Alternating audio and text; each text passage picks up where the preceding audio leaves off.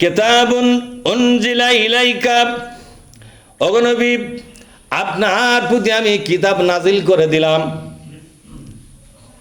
ফালা ইয়াকুন ফি সাদরিকা হারাজ, আপনি অন্তরের মধ্যে অন্তরটাকে ছোট করবেন না, অন্তরটাকে বক্র করবেন না, আপনি অন্তরটাকে উদার করে রাখবেন আমার কোরআনের জন্য। কি করে রাখবেন? হ্যাঁ, উদার করে রাখবেন।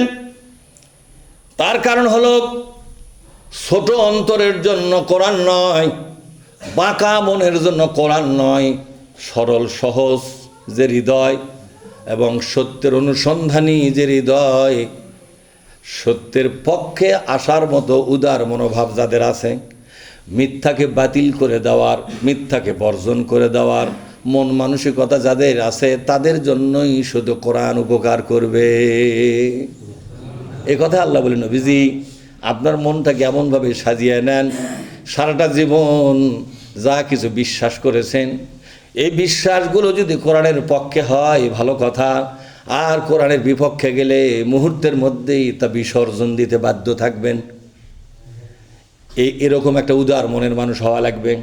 কোরআন যখন বলেছে আমি আর ওদিকে নাই, এরকম হওয়া লাগবে। কথা কি বুঝতে পারছেন? লিতুনজিরা বিহি,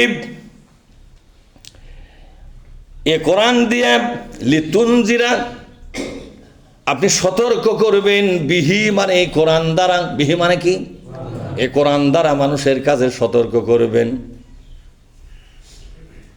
ওয়াযিকরা লিল মুমিনিন, এই পুরা কোরআনটা ইমানদারদের জন্য একটা জেকের। একটা কি?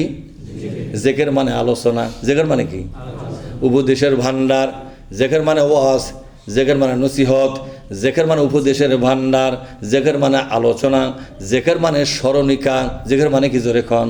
স্মরণিকা। সুতরাং এর আল্লাহ তাআলা বলছেন যারা ইমানদার তাদের জন্য উপদেশের ভান্ডার হলো কোরআন, আলোচনার কিতাব হলো কোরআন। এটা হলো তাদের জন্য স্মরণিকা। কি জোরে কন? এটা হলো তাদের জন্য স্মরণিকা, এটাই হলো তাদের জন্য ওয়াজের কিতাব। কিসের কিতাব? জোরে কন। তাহলে জেকরা শব্দের কতগুলো অর্থ আছে।